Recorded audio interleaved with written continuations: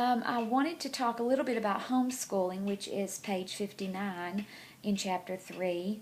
It tends to be an area that is growing by leaps and bounds.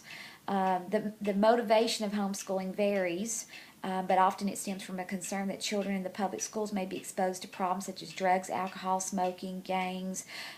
People concentrate on the negatives, so they think if they can remove their children from that setting, it'll remove the students from being tempted by those things.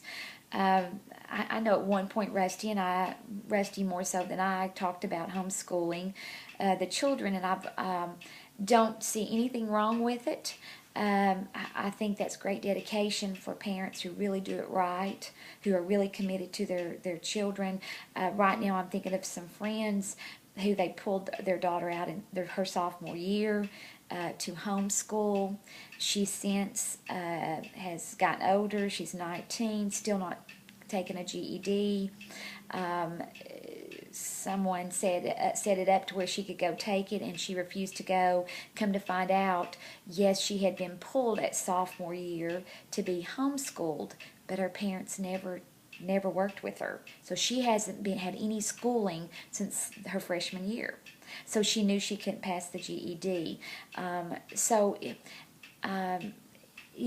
There's a lot of reasons why people homeschool, and if you do the research, if you read about homeschool children, they are usually way advanced than most students. That's because if a parent's really doing their job at home and homeschooling the child, it's one-on-one. I can push you harder because when you get done, let's say with chapter 2, you don't have to wait for 25 others to finish. We can push you on. If you already know chapter 3, we just go on to chapter 4.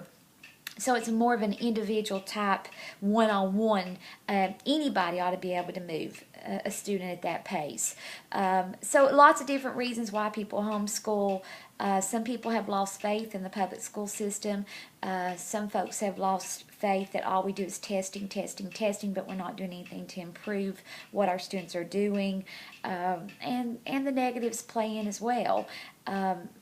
I chose not to homeschool. I told Rusty if it ever got to where I was afraid for the kids' safety and well-being at school, I would homeschool.